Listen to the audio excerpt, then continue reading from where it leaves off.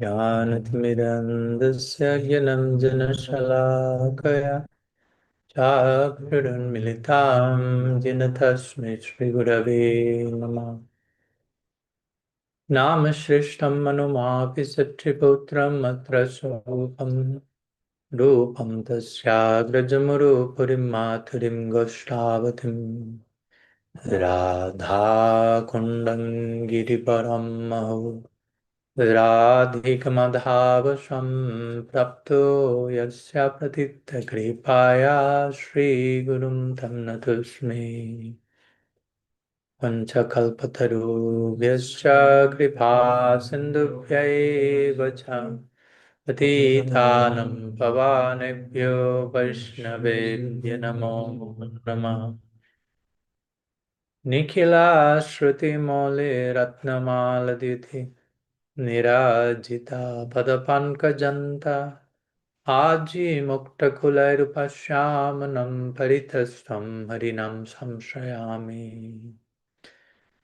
अनार्पितञ्चरीं चिरात् करुणयावतीर्णा खलु अमार्पयितुमुन्नतोज्ज्वलरासं स्वभक्तिश्रियम् हारीपुरतसुन्दराद्युतिकदम्बसन्दीपितः सदा हृदये खन्धरे स्फुरतु वासचिनन्दनः। वन्दे श्रीकृष्णचैतन्यनित्यानन्द सहोदितो गोददाय पुष्पवन्तु चित्रसङ्गृतमोनुदो जयतं श्रुतोपङ्गुर्मामन्दमतेर्गति मत्सर्वाश्वपदाम्बुजराधमदनमोहन भक्त्या विहीनाय अपराधलक्षणे क्षिप्तश्चाकमादित्यरङ्गमाद्ये कृपामयि त्वं शरणं प्रपन्नं वृन्दे नमस्ते चरणारविन्दम् वृन्दे नमस्ते चरणारविन्दम्।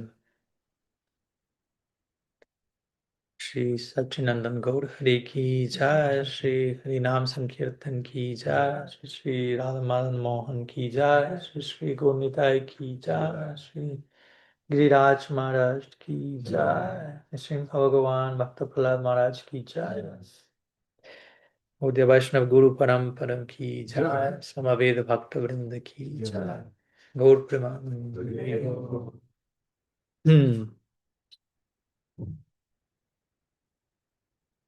Good morning to all. Welcome. Thanks again for coming.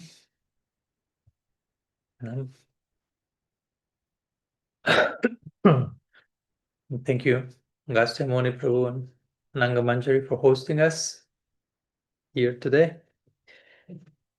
So we are continuing to share, hopefully following the footsteps of how Srila Rupa Goswami defines what sadhu sangha. He uses these three words, important words: svajatiya, snigdhasya, and swatabhara. So he says sadhu sangha has to be svajatiya, with like-minded people, with people that you feel you speak the same language somehow. You can open your heart and share your world, and you will be received, honored, understood, and vice versa. Svajatiya. Like-minded, like-hearted. Snigdhasya means it has to be done with, sadhu sangha has to be affectionate, basically. There has to be affection as the prevailing currency of the exchange. Affection has to rule the relationship. There has to be an affectionate concern for the well-being of each one involved. And then he says Swatabhara, which could be translated as associating with more advanced devotees, more advanced practitioners, That's one interpretation, but another one could be associating even with peers or equals with anyone from a very honest, sincere place. So a higher current will descend through that exchange.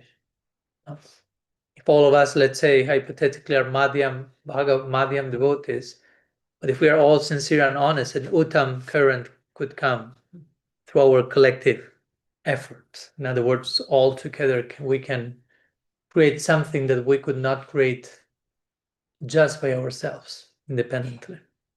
That's the whole meaning of Sankirtan, right? Sankirtan is something that you cannot do by yourself. No? This is a play of words I like to invoke. No? Sankirtan. I can do by myself, I can do some kirtan. I can pick some cards on some kirtan. But Sankirtan, we need each other. And we need each other in cooperation, as we were talking yesterday, cooperation being the beginning of love.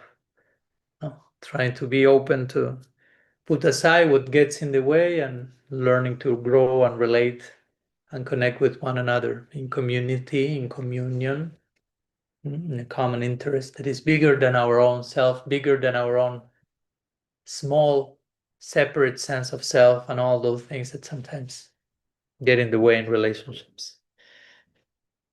So, in that spirit, we are gathering today, hopefully.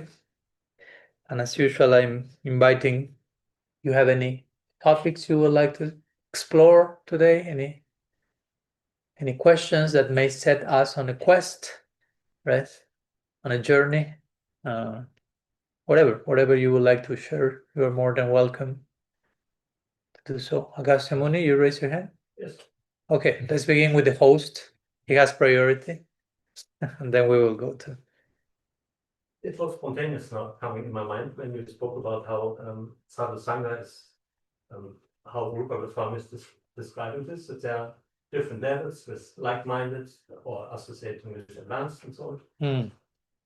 And recently I listened to Richard Rohr, some talk he had, and he presented the idea of how our spiritual path is developing from some kind of order in our life, then development is coming, one is exploring spiritual life, and life is somehow getting disordered. And the task that we have as a sadhaka is to reorder our problems, our broken things, and so on, to find order again in our life by reordering. And somehow this, I'm seeing there's some similarity also with the levels we are describing in our tradition, like kanistha, madhyam, uttama can one draw a parallel out of this. And I also feel some difficulties in when I'm seeing these different levels through order and disorder. It might be also difficult to have association maybe with a disordered person, so to say, to put it in a gross way. What do you mean by the last part? It may be difficult to have association with someone in a disordered state. One can support each other, one can lift each other up, but one can be also drawn down. So in which way maybe a reordered person can also like this, no? This is not the main part. I just saw this parallel of what Richard was describing to our levels of maybe you can shed some light on this. Yeah. Well, first thing that comes to mind is in terms of these three patterns of that Richard speaks about of order, disorder, reorder. He makes that clear many times that that's not only one time that you go through those three patterns, but it's an ongoing thing. It's not like, okay, I was my order, then I went through this order, and then now it's reordered, game over. No, at one point the reorder becomes order, becomes like the status quo, becomes a comfort zone, and that needs to be disrupted again to create a new level of reorder, new level of harmony. And at one point that harmony is no longer enough, so to say, it becomes like stagnant. So we need again another layer of interruption, so to say, disorder, and a new order, and so on and so forth, forever, I will say. No? So I want to make that clear. It's not just something that happens one time. Okay, I went through the disorder, now reorder. I mean, the moment you think like that, the reorder becomes order, and you need a new disorder to be invited to a new level. No? And that's how he will call that the wisdom pattern, right? And of course, he gives many. There's a whole book called that, right? The wisdom pattern, order, reorder, order, disorder, reorder. And he will say in all traditions we have different words for the same thing, no? Like life, death, resurrection, no, and so on and so forth. Many ways we can find that in different across traditions. So in that sense, I wouldn't make a full parallel with kanishta, madhyam, uttam, because again, these three patterns are happening over and over again. Whether you're a kanishta, whether you're a madhyam, whether you're an uttam, they continue to happen. It's not like, oh, I'm an uttam bhagavat, there's no more disorder. No, even in the lila, that's going on always. I mean, like a famous example is, let's say, Rasa Lila. We are talking about Krishna and the gopis, uttam, uttam. And again, gopis are at their house, order, let's put it somehow. No? At home, everything is, Krishna plays the flute, disorder. No? And then they go behind the sound of the flute, they meet Krishna. Oh, reorder. A new level of. But now, eventually, Krishna says, no, you go back home. No? So again, the pattern is disrupted. And then they argue, they find a new order, they start the Rasa Lila. Okay, order. But at one point, the Rasa Lila, Krishna disappears. And again, disruption. But all that is creating newer and newer, deeper levels of harmony, and union and communion and connection. And there's no end to that. Because every single day it happens something similar. Every single day Krishna plays the flute. Gopis go after that, and not only that particular moment, the whole day. So yeah, I would personally not make will not draw a full parallel. Because I will say that, for example, and again, when we say kanishta, madhyam, uttam, it's not that those are the only three options, right? It's not like I was kanishta, kanishta, kanishta. Oh, tomorrow I became a madhyam, madhyam, madhyam, madhyam. Oh, the next weekend I was an uttam. It's so many. There's a general way of saying three things, right? But so many stages in between. No? Sometimes you will say you can be a kanishta, kanishta, or a kanishta madhyam, or a kanishta uttam. And then you are a madhyam kanishta, madhyam, madhyam, madhyam, uttam, uttam, kanishta, uttam, madhyam, uttam, uttam. But it's still there are 9. There's so much in between. But I would say that in general, the psychology of a beginner, it's not even aware of these 3 stages, to say. No, it's not even. I mean, it's very concerned with, and I'm not criticizing that. It's just what it is. Like with preserving the status quo, for example, the order. Now, whatever is disorder, is like, don't go there, don't explore that. No, that's bad. We don't want disorder. We want to keep everything in place, and that's sometimes the healthy, what I call creative tension between these different roles in religious figures. For example, in every tradition, you have the priest and the prophet, so to say, right? Or the scholar and the mystic, or the whatever, the manager and the madman, divine madman.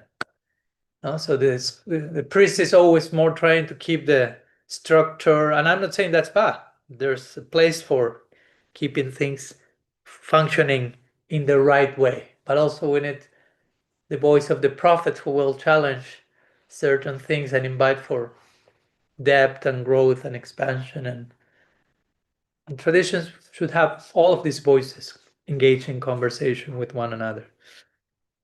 So yeah, in the beginning of our journey, we may not be so much even thinking about reorder, disorder. We are just coming from too much disorder probably in our lives, and we just want a break from so much disorder. We want relief, peace. Ooh, finally. I think most of us have gone through that, and Krishna says in the Gita, most of the people who come to me are the afflicted ones. They just want shelter and relief. But after some time, they realize, oh, there's so much stuff still to work on. Because in the uttama stage, according to Vishwanath Chakravarti, initial enthusiasm. And you have this honeymoon period where you think, oh, I've transcended everything. I'm ecstatic. I'm so happy and everything. So, oh, yes. So there's no place to think about disorder and integration of complexity and new order. It's like, I'm already there. Everything's working. Let's just wait a few weeks and you will back to reality. It's okay. Like, okay, there's place for the honeymoon period. It's nice. Have your honeymoon, but please know that the whole marriage won't be just about the honeymoon. Then you back home, have kids, have to work. You have to get grounded and responsible in life and deal with stuff. That's how we mature and grow. So yeah, I would say kanistha is not so aware of those layers of reality. A madhyam, and again, I'm being very general, like kanistha at different levels.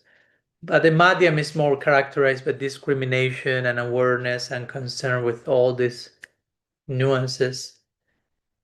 And I would say an uttam is not maybe even thinking about that, but it's going through that naturally. It has already internalized all those stages that it flows naturally into order, disorder, reorder, order, disorder, reorder, without even thinking about that. It's just how life flows for that person. For a madhyam, one is still thinking, okay, now it's clearly disorder coming, this has this purpose, and then will come this stage. But yeah, beyond the parallel or the comparison with these three stages, I think it's a great way to articulate the journey, to define the journey, order, disorder, reorder, but to emphasize that doesn't happen only once. It's happening constantly. And as you say, Agasthemoni, sometimes not all of us will be in the same, not only on the same type of order or the same type of disorder or reorder, but I may be going through my disorder chapter and you may be going through your order chapter. And that can not, hopefully it doesn't create a problem, but hopefully we have the knowledge to know, okay, he's in the disorder chapter now. I know I've been there a few times. So somehow we can empathize. Though we are in a different journey, and we can accompany each other. No, I wouldn't say, oh, that will create a problem. Hopefully not. That's not the idea. The idea is that we can make everyone's journey specific. My the words I like to use is radically personal, because none of us are on the same chapter of the journey. None of us. Although we may think that without taking the time of knowing each other, we may think all of us are experiencing the same. Atmavan manjate jagat, say the Veda, right? What I'm thinking, I think everyone else is thinking. What I'm experiencing, I tend to think, oh, everyone is experiencing the same, right, guys? I was like, well, I mean, of course, there are similar experiences, but each one is unique. Your connection, your relationship with Krishna is irrepeatable. None two people have the two same relationship with God. That's challenging because that takes you out of your comfort zone where you see everything based on your experience. And you're invited to explore the perspective of other people, no? And it can be different, but it's so, for me, so healthy, so enriching, right? I've gained much of that, not only, of course, in connection to devotees from the Vaishnava community, but also with other faith sister traditions and getting to know them and through their journey and experience. So, such a humbling exercise of decentralizing your perspective. It's not that the whole world operates according to how I see things. And that's very primitive to see reality from that place. And that's why sometimes in relationships we have problems, because many times we go to the other person with our long list of assumptions and things are like this and should be like that and are seen and felt and experienced like that, and the other person is in a different planet basically. And you are next to each other, but each one is in their own like constellation.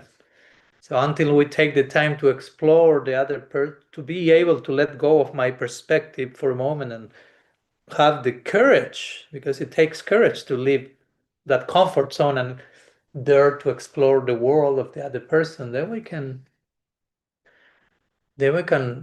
relate to the other person, basically. If not, the relationship probably has not started yet.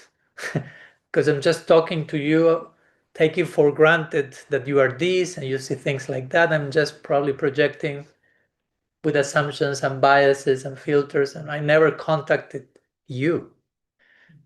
And you may feel you're not talking to me. All the things you are saying, I'm not that person you think I am. So that's sometimes these relational dynamics that we need to work on. As we talked the other day in Davos, just listen, learning to listen. That's not so easy. I think, no, I already listened, Maharaj. Really? Because listening entails living, put your worldview in pause and explore the worldview of the other person and check if there are similarities or not and how to connect to that. It's another language, probably. It's another landscape internally. But if I go with my own worldview, with my own belief, with my own biases, and try to connect to the other person, and basically imposing my stuff on the other person. And the problem is sometimes the other person is doing the same. So there are two people like, and no wonder it's like it feels like this. We are getting nowhere. So for me, all this is required to have empathy in the journey of the other person, because again, you may be going through a deeply disorder chapter, but if I'm deeply in my order chapter and I approach you, I will think you are also on the same one, or I will think your situation doesn't make any sense because it's very different from mine. So if I'm just expecting you to come on, Agastya Muni, I'm in the order chapter. Why you are not in order? Everything is in harmony. It should be like that. And I'm trying to force you to enter my chapter, and the other person is like, I'm not you, right? So Because yesterday's topic of cooperation, yeah, and you mentioned in order to cooperate, yeah, we have to first of all coexist with each other. yeah, And this is based yeah, on this empathy, it seems. yeah, yeah. And again, to coexist, first I have to be willing to, again, to be empathic and to listen to you and to really not project all my paradigms onto you. I think you think like me, you feel like me, you see like me. So like we were talking the other day with Krishna Prema Rupa in Zurich briefly, but we're talking about the Enneagram. Maybe you heard about the Enneagram. Because also we were talking about Richard Rohr. Your question included Richard Rohr. So, and he told me, no, first time what I knew from Richard Rohr was a book he wrote on the Enneagram. And I was like, oh, the first time I heard from Richard Rohr was through a series of DVDs, a long time ago, on the Enneagram. So then we went to the Enneagram. And the Enneagram, for those who do not know, is just like a model where they depict 9 types of personalities. And anyhow, personality model, so to say. And it's, in one sense, it's simple what I will say, but it, at least for me personally, I remember after going through each one of the 9 numbers, basically, uh, something very simple came, which is, oh, people are different. I mean, we know that and we say, but when you take the time to go into details of number 1 is characterized by this type of psychology. They see life in this way. They feel life from this way. They are passionate about this. They do not care so much for that. Then goes to the next number. They are very different from each other. And you're like, wow, these are 9 different planets, basically, in one sense, right? Each one, not that something bad, but if we are not aware of that, I just approach everyone like if they are on my planet. No. So I'm a 9 in the Enneagram. So if I not have proper sensitivity, I will think, oh, all of you are 9s. Probably not, for sure. Hopefully not. It will be boring. But if I expect all of you to think and react and feel like I will do at any given situation, that's like, that will not happen. And that can create frustration in me. Like, why you are not getting me? Why you're not reacting like I expecting? And again, the other person may be thinking the same and we get nowhere. We stay in a very primitive level of communication, basically. So for me, all these are so, to have on some level these things in place is so foundational for any healthy personal relationship. What to speak of community, which is a compound of many people, but just start to speak with between two, three, four, and so yeah, cooperation entails that. Cooperation means for me to understand you, but let's cooperate. Let's make an effort. Let's try to understand each other. Let's try to connect with each other's world. Let's try to be not judgmental. We are so good at judging other people. I mean, we have the labeling machine in our pocket and putting ourselves, also not only others, but to ourselves. Sometimes we are the worst. The worst labeling is upon ourselves, and instead of that, let's cooperate. Let's spend some time. Let's hear each other. Let's know each other. Let's make the effort to connect person's world. That takes time. As we were talking the other day with some devotees, if I have to think about some of my most, how to say, deep relationships in my life and friendships with certain people that we have gone through so much for years. I've lived with them 20 years. So we know each other in so many, in all the possible scenarios, basically. And it doesn't mean, I mean, there's no relation. If you tell me that you relate to someone for 20 years and you never had a difference or discussion, I mean, like, you have a problem, I will say. That's not possible, basically. That's not a relationship. So we had our differences and our conflicts, and we got angry one another, but never, of course, to any extreme. But let's normalize the conviction that we love each other, so we are not willing to lose the relationship. But we know that in order for the relationship to continue and grow, we need to listen to each other and hear each other and know each other. And I cannot count how many hours we spend talking to each other, communicating, learning to know each other. I mean, I know them for more than 20 years, and probably we've spent literally thousands of hours throughout those 20 years just figuring out each other, basically. But now I see the fruit of that. In one sense, the relationship is like, still we may have difference and we may misunderstand, but there's such a strong foundation of trust and like invulnerable almost, like it's like very connected. But we had to spend so much time sitting, and it was tapasya or sometime. It's not like you sit, oh, we're having all this. Sometimes it's again like trying to say something and you feel the other person is not getting me. And vice versa, probably the other person is feeling the same. And at some time, of course, decades ago, maybe we didn't have that many tools in terms of how to understand each other, being 20 in our 20s, and not so much equipped with some understandings of relationships and different psychology. So, but there was some sincere effort to understand each other, even if we were failing miserably at times. So that's important. That's a great service, I will say. Relationships are a service. Sometimes we don't think like that. We think, as we talked the other day in Davos, service means doing stuff, right? Do service, productivity, like bring a donation or construct a temple or publish a book or distribute a book or clean the pot or dress the deity, and all that is service. I'm not saying it's not. But what about working on a relationship with someone? Is that not service? Why not? That could take way more time than any of the other services, more effort, more sincerity. So that's something you can offer to Krishna and to your guru. Gurudev, I offer for your pleasure good relationships. Still messy, but honest, sincere relationship we are trying to have among ourselves. That's our main offering. That's a way of thinking also, right? Can continue, but I'm seeing hands appearing on the way. So, wow, there are three here. So which one is more connected to what we are talking about? This one is. this one is yours. Now you have to connect with one another. Understand? Let's put this into practice.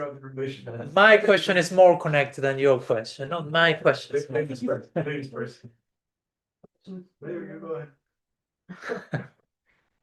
ahead. Yeah, it's about cooperation. I want to first, when I came here, I was already 48 years old. And I would say I was in my life quite mature and also equipped with a lot of methods on how to deal with relationships, conflicts, whatever. So, but then was new in Boston. And I came here and I experienced a lot. I mean, actually, already before experiences, which also this morning many things came up, and I felt like, oh my God, it actually was quite cruel what they said, even though it was not intentionally cruel.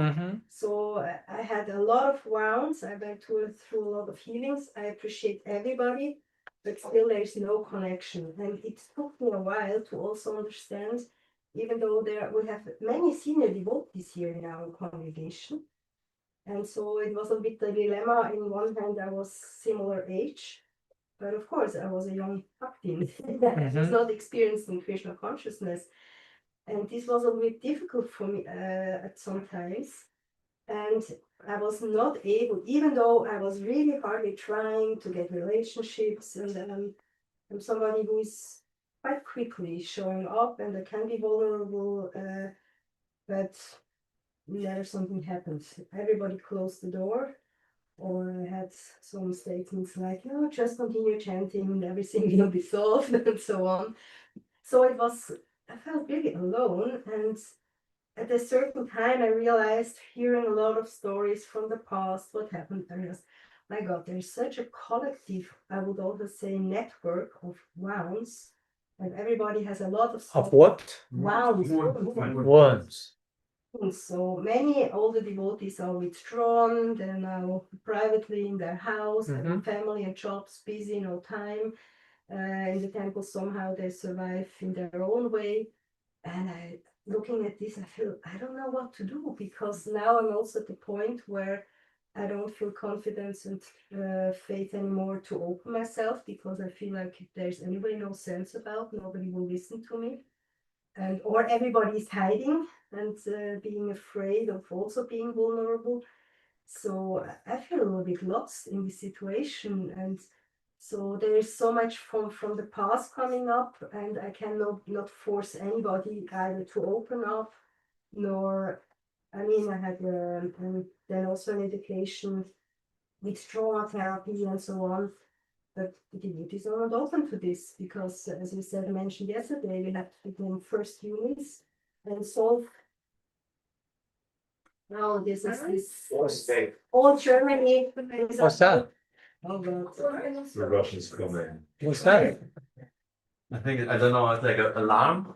Yes, around in Germany, it's everywhere, so we cannot stop it. At this moment in the whole country, this is sounding. But for what? They just test so everybody knows what does it mean. Sometimes heavy weather or something like that. Wow. So they won't keep raining or rain. Even if you have your phone turned off, that sounds? Yes. Okay. Oh, that's annoying. Tata Darshan is speaking too much. The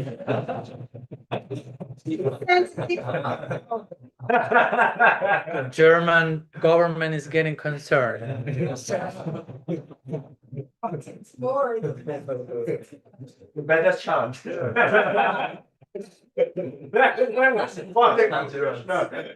Din, din, din, din. And that's a good symptom. You're getting somewhere because the alarm came. Like that's dangerous stuff.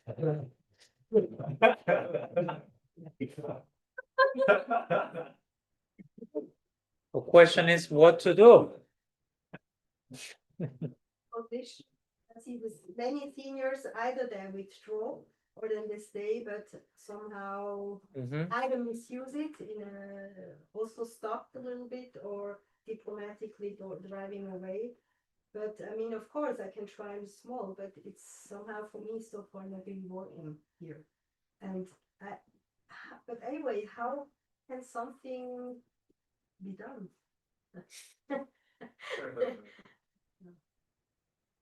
Let's see if I start to reply and the alarm sounds again.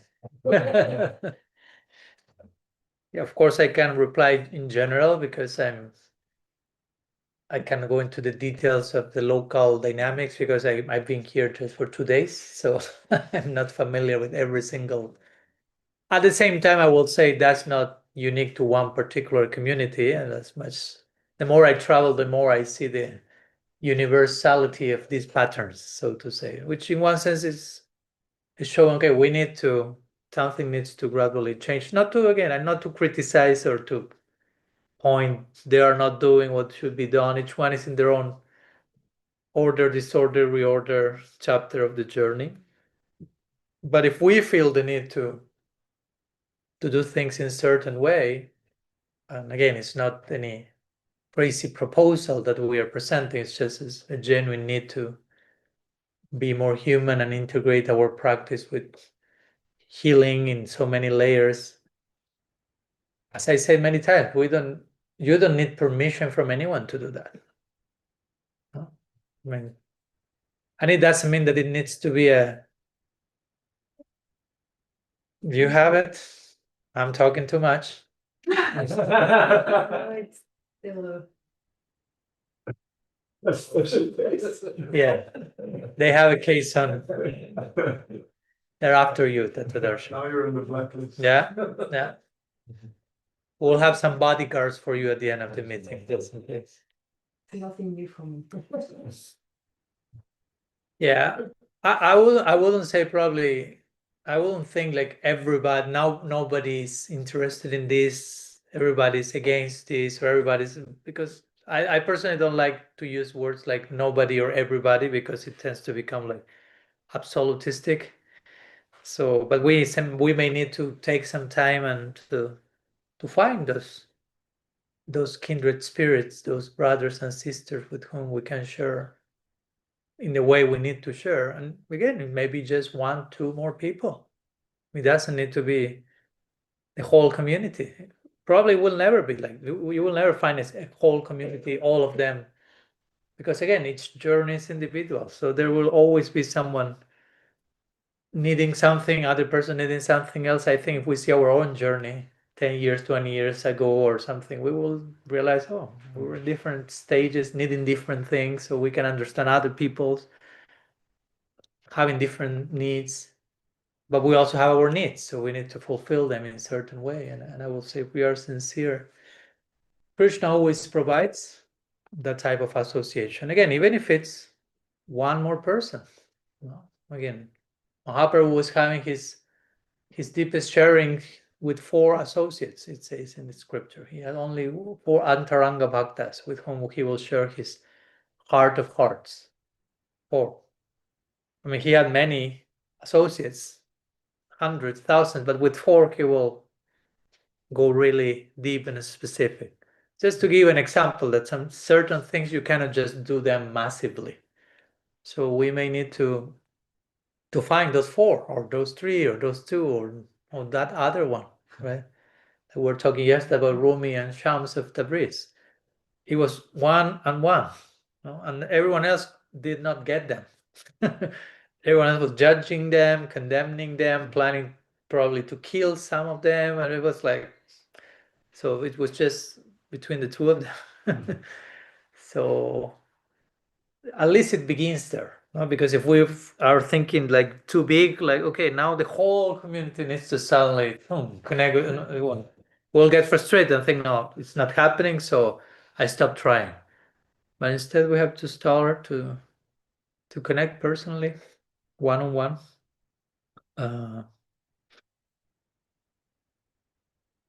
And I'm also seeing more and more openness. I would say in newer generations, probably not only newer generations, of course, also in senior practitioners. Which again, it's a word that for me is also very tricky to say senior, because for me senior is, what is senior? Generally it's a number. He has been practicing for 40, 50 years, but the years do not say anything in one sense, with all respect. I mean, I want to see the person's character and how they walk their talk, so to say. Not to downplay, oh, he's 50 years old. I'm not insulting that person, but also I'm not idolizing that person only because, again, you can be for 50 years practicing something for the wrong reasons. In a very narrow-minded way, and the more you do that, the worse it gets. It can happen. If you learn something wrong, you replicate that. The more you replicate that for decades, the more rigid it becomes, and that can happen. So, yeah, I mean, I'm not here to tell you what to do with your life. I'm not someone who likes to do that, but I generally try to encourage people. If you have a genuine need of certain what you are sharing, which for me is a genuine need, okay, I would like to associate with devotees who are open, who are willing to be vulnerable, with whom I can have intimate exchanges, and we can build together a safe place to share with each other. I mean, that's, if I understood correctly, that's what you are looking for, and not only you, I will say all of us are looking for or need that. Some of them are consciously looking for that. Some of us may not be aware that we are needing that. But if we were needing that, I will say, let's be honest, pray and risk and open our heart for that. Let's not become like cynical, like, no, it's not possible. I tried in the past, got traumatized, close the bolt.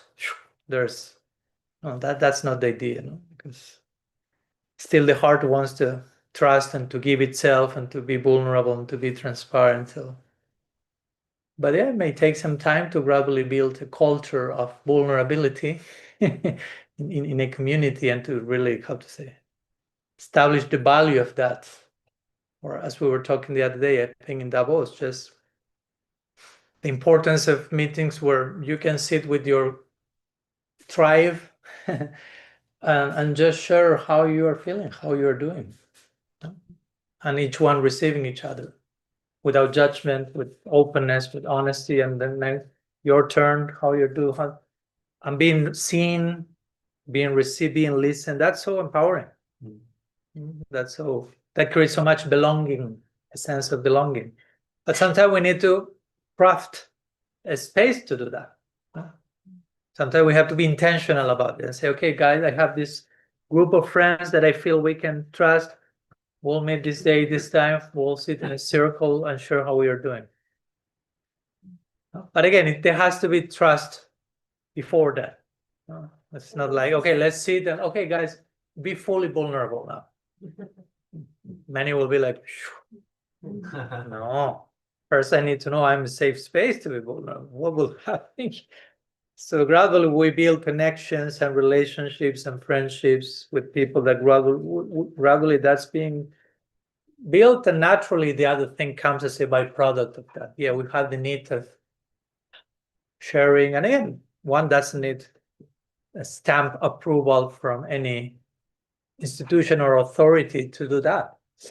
I mean, that's sadhu sangha, basically. I think it's also important to stick with myself or with ourselves and not, let's say, escape into gossip, because this is what I experience often and I don't like. Yeah, that's what we say yesterday, no? When Mahaprabhu, Raghunath Das Goswami asked Mahaprabhu, give me a personal instruction, say a few things, but he began saying, don't gossip. And gossip we translated as talking about other people rather than talking to people. So whatever I say about someone, I should be able to say that to that person. No, because many times we talk about someone, so we don't have to talk to that someone. And that's, we are being part of the problem instead of the solution by doing that.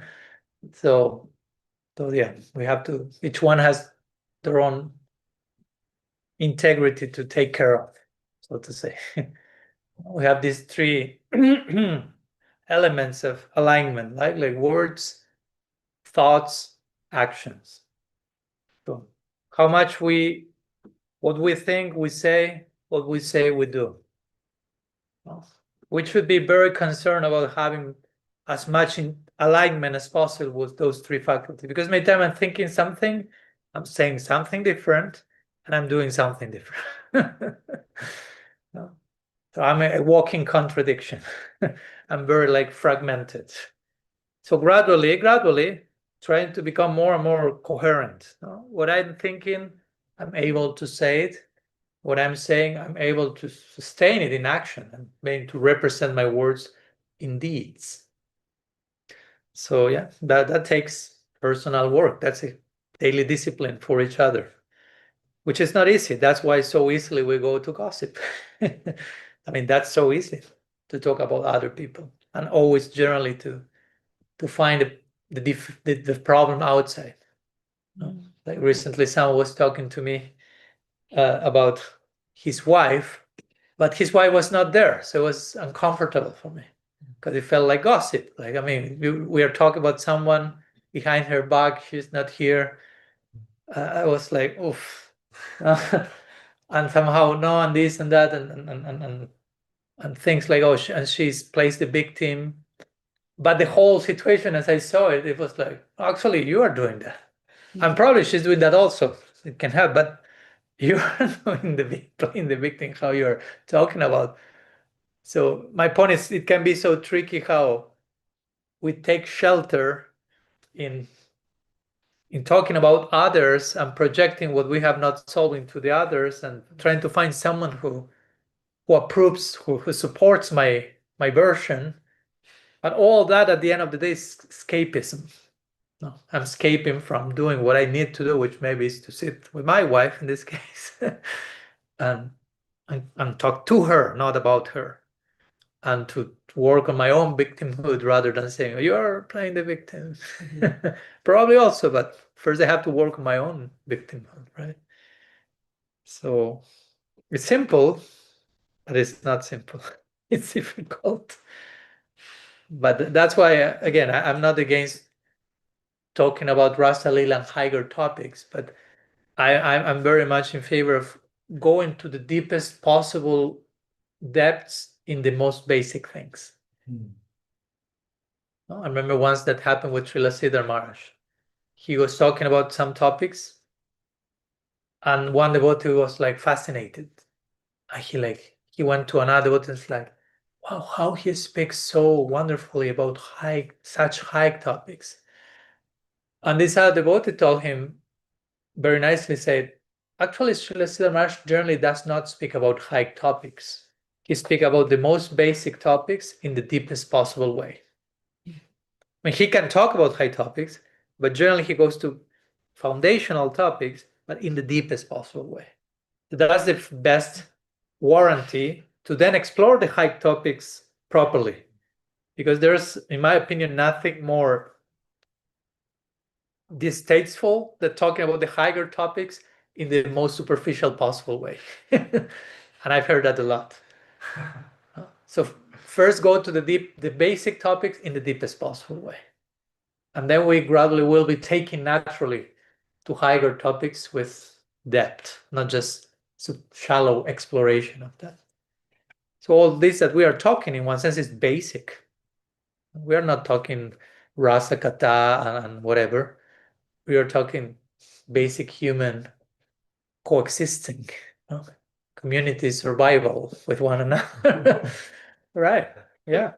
But hopefully trying to go into some depth into that. But again, it's not just speaking, then it's doing it. And the doing starts with ourselves, again, with our own discipline, with how much I'm part of the solution, not part of the problem. And as long as I'm failing in that, I cannot blame the community, point on to others. I have to do my homework. And not many people is willing to do that. We ourselves may find I'm not willing to do that sometimes. I want to run away from that. I want the easy going. It's easier to talk about other people. So it's easy to concentrate on faults outside, conspiracy theories, everything is against me, instead of having the courage of correct yourself. No need to correct the world. Change yourself. But we want to change the world. Change yourself. No? It's more difficult to change yourself than to try to change the world. Sometimes it sounds like compassion. I want to change the world. But you're just escaping from changing yourself. So yes, we have to be committed to our own journey of healing and transformation. And the more we do that, the more, of course, you can transform other people genuinely. So transform, as they have say in English, transformed people transform people. Right? But if not, you just try to transform them, it won't be, they will feel like there's something missing there. So yeah. Yeah, and trying to be as, I know it's not easy, again, nothing of this is easy. But it's not impossible either. As I like to say, easy is one extreme, impossible is the other extreme. Middle point is difficult. Yeah. Difficult is not an extreme. Difficult is not the opposite of easy. Easy and the opposite, impossible. Both are equally frustrating. Something is impossible and frustrating. It's impossible. If something is easy, oh, it's too boring. So I want something in between. That's called difficult. Right? But sometimes we equate difficult with impossible. So we don't go there. So what's the only option available? Easy. We don't grow because it's easy. We remain in kindergarten forever. So we need the sweet middle point. Difficult. And part of the difficulty is to be empathic and understanding and compassionate with one another also, because many times we tend to point and judge others without much compassion, without much love. Even ourselves, again, it all begins at home. How much self-compassion do I have? How much self-understanding do I have? And how much the lack of that is being projected into the environment. We need to be introspective about all that. That's the very first word, as I like to say, that sounded in the whole universe. What was the first word that Brahma heard? Tapas. Tapas. Tapas. Tapas means fire, literally. It's translated as austerity, but it means fire. And Brahma heard fire, and he closed his eyes and became introspective. That's how the whole creation started. That word sets the context for the whole cosmic unfolding. This whole thing is about tapas, introspection. And of course, Brahma was trying to figure out what to do, who am I, what to do with my life, I don't know. Tapas. Be introspective, be discerning, be contemplative. Oh, okay. It's not easy going inside. It's a fire. I don't want to go inside and inspect all that stuff. I prefer to point outside and blame everyone else. That's so easy. So easy, but it becomes so difficult. So yeah. Hey, the word Satan, like means the accuser. That's why we keep our finger outside in the japa. The satanic finger goes outside. We don't want it to be. We are praying the finger out. Why that finger is outside? Yeah. Is it? I mean, it's not outside to do this while chanting, right? Because we're gonna, oh yeah, Krishna, Krishna. No, I'm not saying that. Don't misunderstand. That you're praying, you're with Tulsi, you are connecting, and this is a symbol, of course. It's a symbol. Like we shouldn't get too, like, no, the finger has to, that finger. No, it's what's the point? What's the teaching there? Then the accusing tendency, and as I say, when you point with one finger, three fingers are pointing back at you, right? You, yeah, but there are three. What about you? What about home? Again, this is a ABC kindergarten human communication survival skills. No, it's part of what it means to be a devotee, but in one sense, it's still not even something spiritual. It's some human basics. And as you say, sometimes we may get too much concerned with the spiritual and the transcendent, but we are missing the human basics. So that's not the idea, because we want the transcendence that includes humanity, especially us. We want to serve the Nara Lila, the human Lila of Krishna. So we have to be fully human. That takes time. But it's part of the service, right? It's not disconnected. They're not two different. Oh, by working on this stuff, I'm losing time in advancing in my bhakti path. It's all one thing. It's all one thing. You are creating the division if you choose to think like that. It's all one project. Hari Vyasadeva, you had a related question somehow. You spoke about the effort necessary to develop a deep relationship, a real, authentic relationship with someone. Just before. Yeah. And last night, Priya, she was asking a question relating to the guru-disciple relationship. So this is more a comment than a question. What just popped into my mind is that because in our tradition and in most wisdom traditions, actually, there is such a huge emphasis on the guru or teacher-disciple relationship. We say sometimes it's the most important one, and yet oftentimes this is the relationship we invest the least time in. Right? Where we spend spend least time with a person. Maybe the person has thousands of disciples, maybe the person is not being willing to, or maybe we are not willing to. But if this relationship is actually supposed to flourish, then we also have to invest time in getting to know this person. So I just thought, okay, for example, if I get to know Eka Chakranita, no, you met him.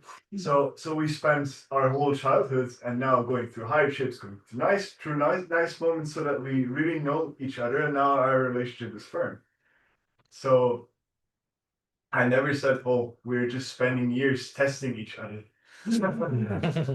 I'm not testing my best friend. Yeah. So for me, my whole perspective on guru changed when I heard from you how the guru is supposed to be a friend. And then I thought, oh, so this testing is kind of out of the picture. Because it's actually just working on a relationship. So I think it's very beautiful if we would also be, if both parties, guru and shishya, are willing to spend so much time together. And I feel that lacking in so many different relationships that I see, and also in my personal life. Thank you. I agree. That's my comment. I agree. And of course, I will even extend that to any relationship, in the sense that, as you say, we don't need to test each other. The test will come, right? Just by being with each other, again, without wanting to test each other, but me being different from you, in itself, in time, in coexisting together, naturally there will be testings coming. Not because I want to test you, but just the very nature of being two different people together creates some challenging situations. But not that nothing of that is a bad word. Nothing of that is planned, prescripted. No, this Saturday I will test Hari Vyasadeva. Let's see if he passes the test. No, that's just part of. I wouldn't even call it a test. Again, it's just like an ongoing invitation to growth. But I appreciate your point on we are two friends, and as guru and disciple should be in its own unique way, of course.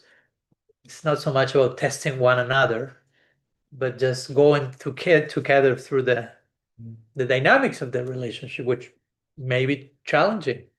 And that's why many times we, not only guru disciple, but in any relationship, sometimes we escape from too much time together, because we know something will come when we spend too much time together. But that's what we know we need to go through to actually grow in relationship, to learn to be in a relationship. Because if not, I have my own concept of a relationship, but I'm not having the living experience of it, right? So I know that in some cases, as you say, depending the guru, in some cases it's not possible literally to have that investment of time in 3D. But somehow or other, we should make up for that with some other connection in our life, because I think it's important to Of course, traditionally, that was the original model, was the guru will live on the Gurukul. Gurukul originally meant the house of the guru, and the students will go and live with the guru and live together, basically, in the house. I mean, I'm not saying it should go back to that in every case.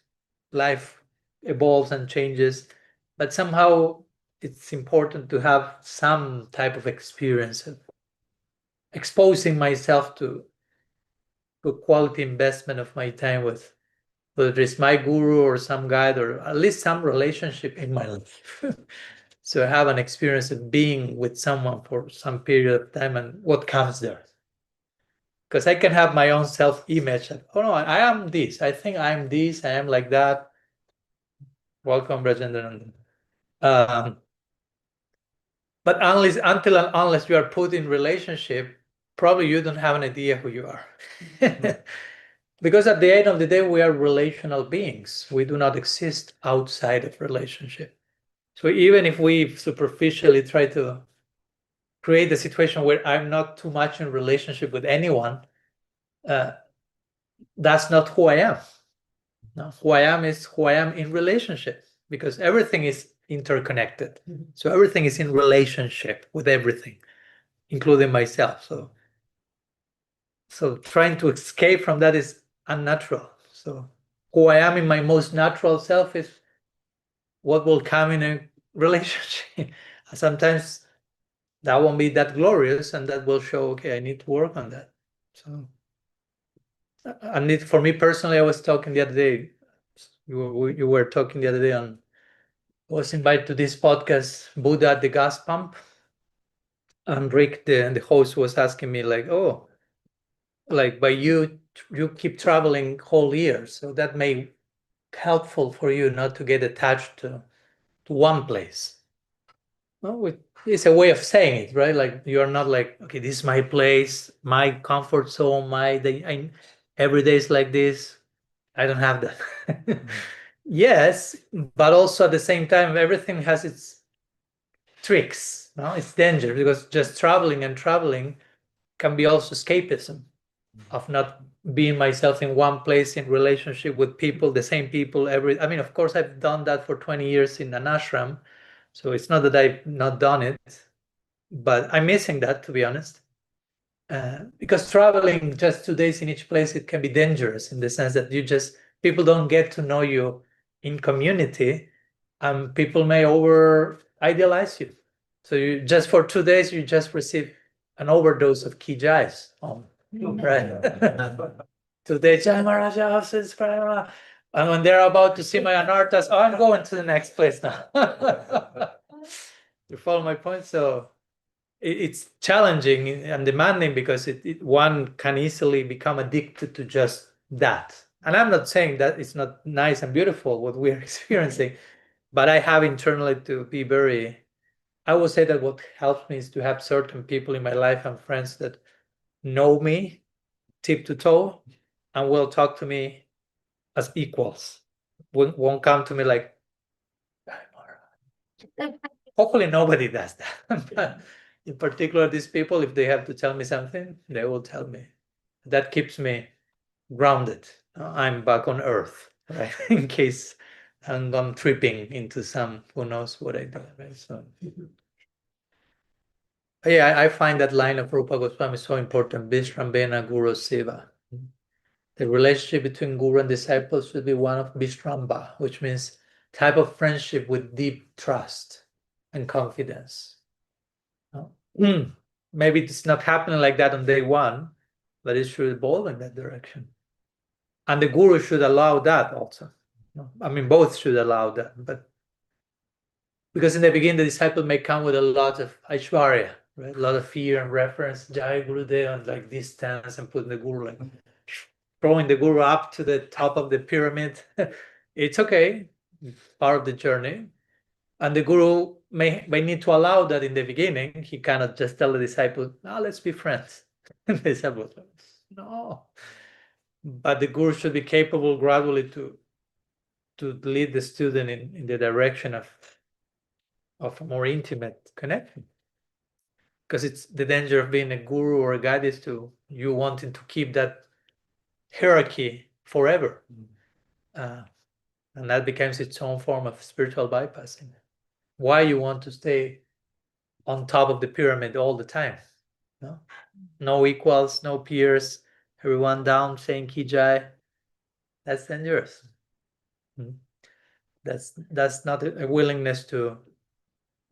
We have this word in Sanskrit, pratishta, which generally is translated as prestige. You want fame, position, prestige.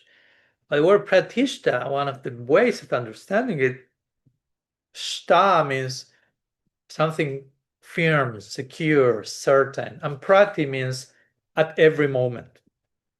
So you are looking for certainty at every moment, pratishta. Toxic certitude. You are not willing to deal with things that are unknown. You want everything predictable, certain. That can happen if you're in a position of power and influence. Everything has to be like this and like that, and me over there, and everything like this. You are not willing to explore the unknown. You're not willing to be fearless. That's in the Bhagavatam said the main quality of a sannyasi is abhayatva, which means fearlessness. I was talking to a friend from the Ramakrishna mission, and they told me, I like that. He told me, when someone accepts sannyas in our order, that's their main vow. I mean, they are celibate also, but the main vow is fearlessness. So you have to live your life in a way that is fearless, and that you are not constructing a whole statu quo and comfort zone and world of certitudes and securities around you, but you're willing to take risks, to explore the unknown, and in your own inner world, in every way. Creating dependence actually on just the divine, right? Exactly. And being able to deal with, if you have disciples, to deal with that in a way that it doesn't become codependent, right? So, and that's a vow. It's not just like a nice quality. No. That's your main dharma, so to say. So I appreciated that. Jadev, welcome. Nice to have you today here. Thank you. Thanks for coming. Everyone. What a pleasure. What a gift. I can follow your point of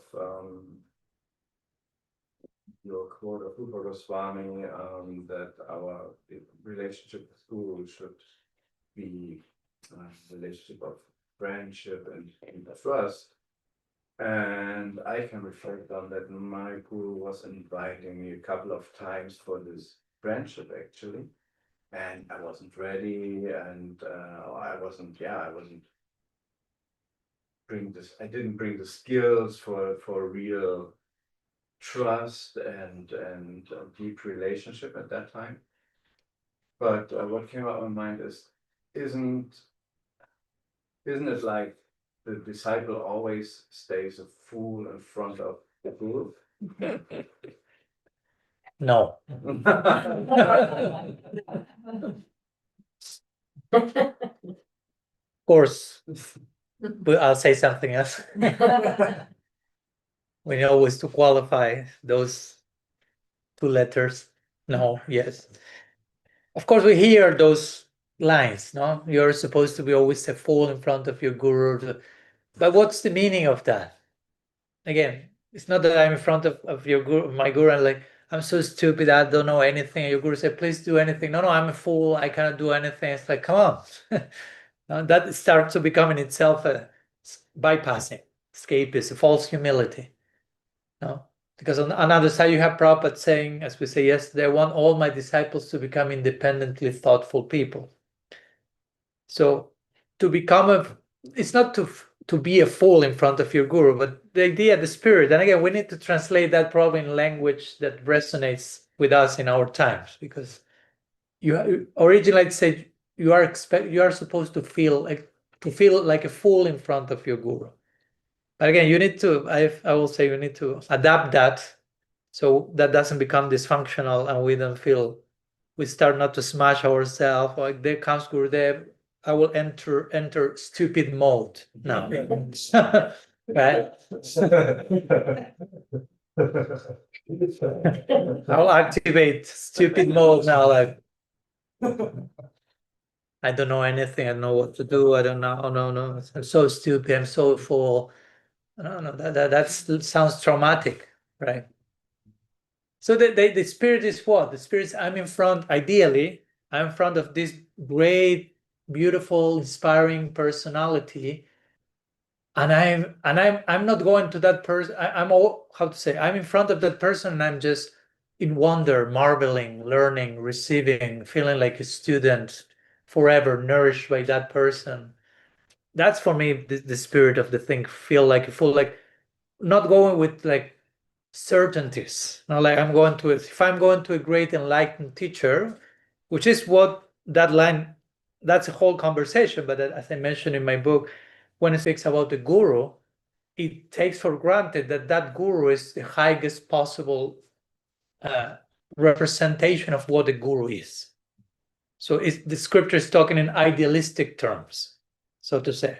The scripture says you should surrender fully to guru. It's assuming that that guru is perfectly representing what a guru is. You follow my point? Because sometimes then you have examples like a guru unfortunately didn't behave as a guru is supposed to be, and then no, but the scriptures say you are supposed to fully surrender to a guru. But what the idea of guru the scripture have in mind when they say that? You follow my point? So that will be mostly the idea from you feel a fool in front of your guru. So to say, you are approaching, and if I'm approaching a deeply mature enlightened being, I will empty myself in front of that person, so to say. Empty in the sense to be filled with all that will come from. There has to be trust before. Again, all this is preliminary. And I will be always learning. I will be always at awe.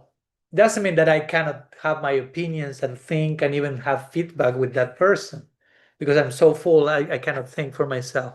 That's not the idea. But it's more about the spirit of openness to continue to learn and never be so sure that I know something, I know this, and I'm sitting from that place, but I know what they were talking about. You follow my point? So how in that time they will say you have to feel like a fool. No? Like, don't take for granted your own understanding in front of an enlightened person. Something like that would be. So remain open for further realization, further disclosure. But also, again, you have a part to play in that. It's not like I'm full, I don't have anything to say, I don't have any questions. Many times your questions will make that sage present something new that was inspired by your questions. So if you enter stupid mode, you may not have any questions because you will feel I'm too stupid. I don't want to be embarrassed to make it silly question. Sometimes people tell me I invite him for questions, but many are like, I have a question, but I don't know, it's silly. It's not very. But I mean, it's important for you. Yes. Okay. There's no stupid question then. If it's relevant for your journey, as simple as it may be. I remember once Srila Siddhar Maharaj was given. I mean, most of what we know about Srila Siddhar Maharaj, which for me is one of my main inspirations, not to say the main, most of what we heard from him in books were things that he spoke mostly to disciples of Srila Prabhupada after Prabhupada passed. And they went to him because Prabhupada himself said, when I'm no longer here, you go and take Siksha from him. So they went, and they went with recorders. So whatever Srila Siddhar Maharaj was talking, it was recorded. Before that, there was no recording. It all stayed in the ether, recorded by the ether. So then we have the books he spoke about. And many of these Prabhupada disciples went with lots of sincerity and very honest questions to Srila Siddhar Maharaj. And Srila Siddhar Maharaj, this is said by Govinda Maharaj, Bhaktisundar Govinda Maharaj, who was his successor, so to say, a personal servant. He will say, I mean, I've been with my Guru Maharaj for years, and I've heard his katha, always something new. But now, he said that you are coming, he was talking to the disciples of Prabhupada, and you are coming with these very honest questions. Guru Maharaj is sharing so many new things inspired by your questions. So you are drawing from his heart all these jewels by the sincerity of your inquiry. If it were not for you, he wouldn't be talking about these things. You follow my point? So he was praising the sincerity and the honesty of the questions. No? So if you again go, oh no, I'm going to Srila Sirmat, I'm supposed to be a fool, enter a stupid mode, nothing of what we know will be there. No? So we have to understand in which way, what's the point of, in which sense we are supposed to be or feel like a fool. So it's more about that childlike spirit of remaining always. Jesus said in the Bible, those who are childlike will enter into the kingdom of God.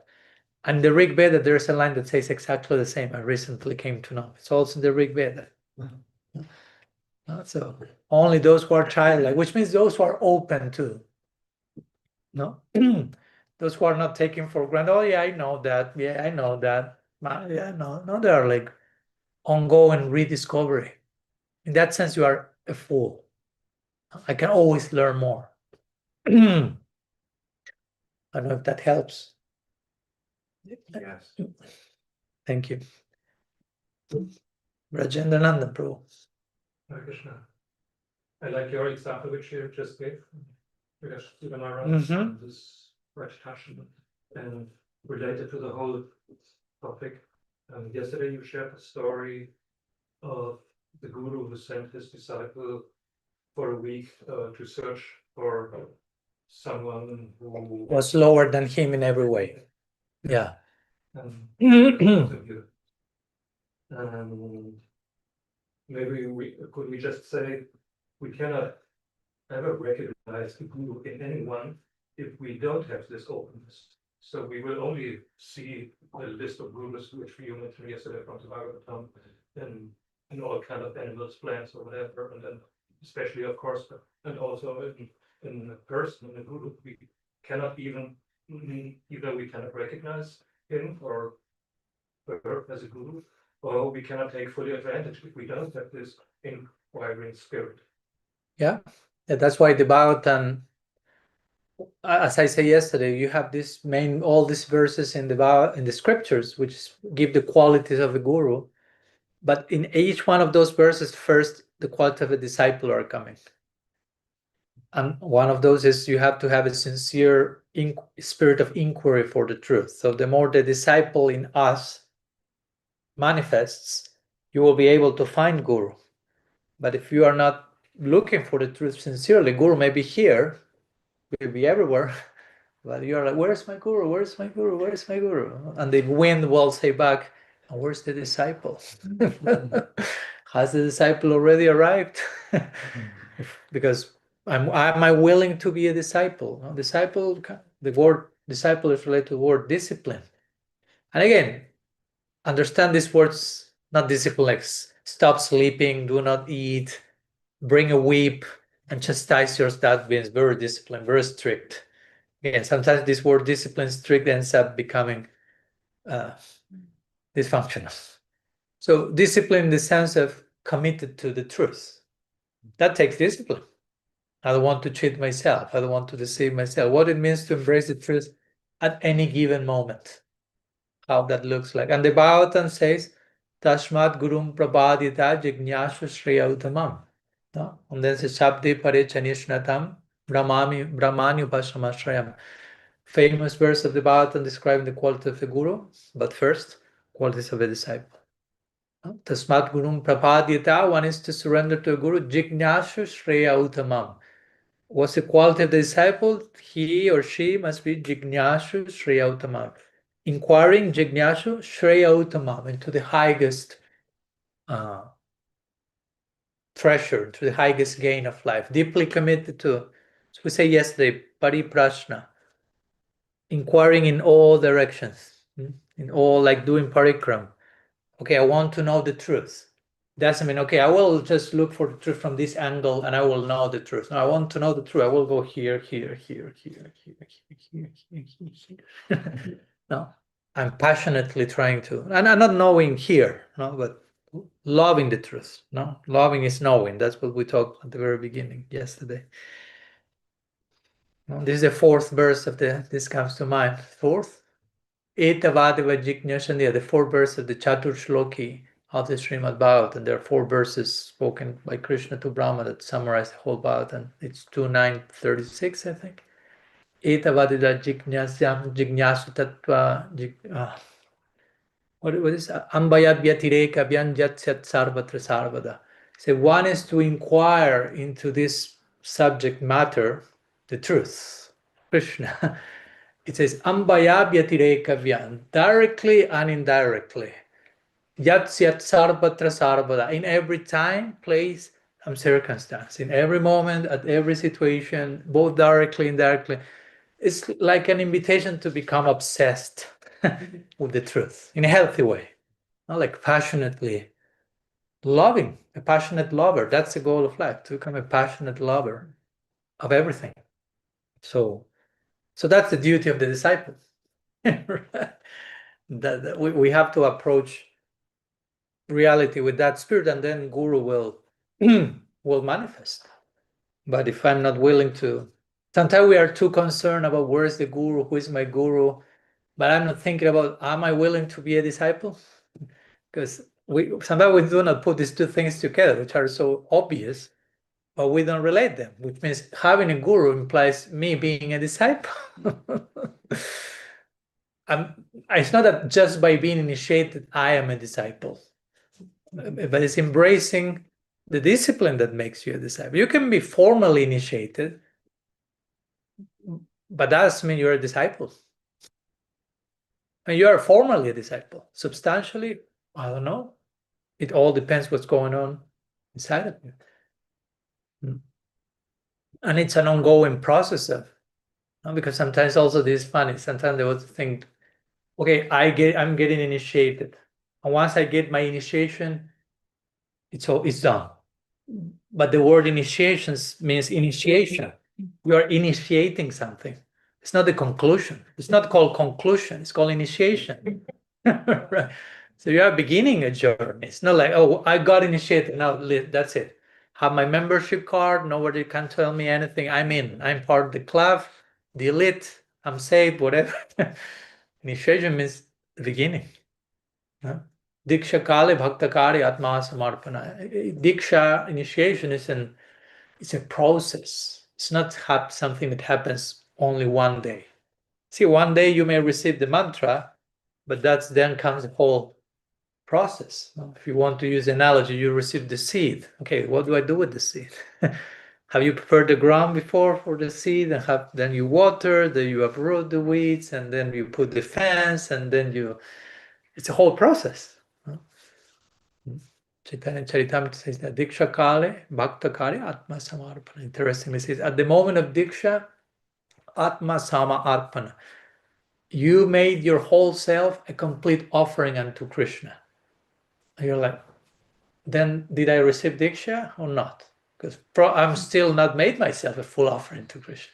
So the idea is Diksha attains its consummation at that point. In the beginning, you receive Diksha, but the full process of Diksha has not fully yet been unpacked. It's a process, it's okay. Like Jiva Goswami is saying, sadhana bhakti is a preliminary stage to real bhakti, he says. Not to make us feel bad about it, just to say the real thing, bhava bhakti, prem bhakti. I mean, it doesn't mean that sadhana bhakti is bad or inferior, it's preliminary stages to actually enter into the deep, ecstatic, loving, passionate life of service to reality. So it's humbling. All that should be humbling, not discouraging, humbling. But yeah, it's important to take some time, what it means to be a disciple. Because we have to do our part. You can have the topmost guru of the whole planet, but if you do not do your part as a disciple, there is something missing. and your guru cannot do that part for you. Right? Your guru may be the topmost Mahabhagavat on earth, Brahmik, Vaishnav, whatever titles you want to add, but you have to do your part as a disciple. Sometimes we may, if we are not sincere, we may look for the highest devotee to avoid doing our part. Oh, but my guru, there is this and it's that. I mean, great, but what about you? What are you doing with that? Oh, would it be so merciful? He gave me this gift. Great, Jai. What are you doing with that?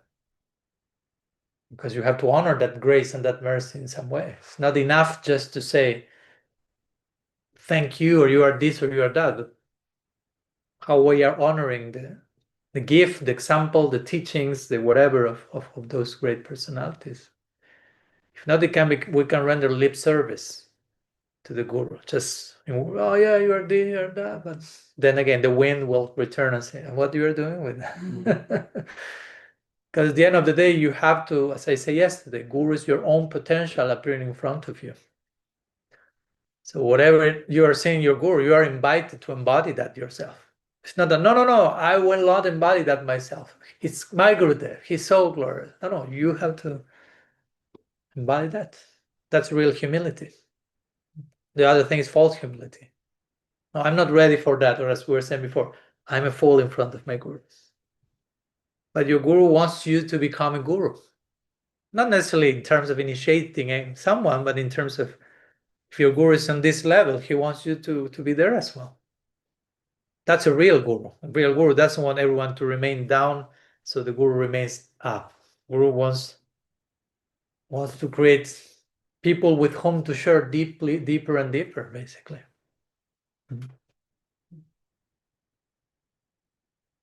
That's a beautiful understanding, and many times it's described as such. No? A real guru, a very advanced person, is someone who is very, many times, it may sound selfish, but I hope you understand my point. A real, very advanced person sometimes has a problem because not many people are, he or she cannot share everything with everyone, because not everyone is able to catch what's going on there. So in part, the guru will try to qualify the disciples, so eventually they grow to the point that he can share that inner wealth and be a reciprocation of that, not just giving it, but just receiving feedback and being nourished back and forth, right? So that's part of the service to offer to the guru. Yeah.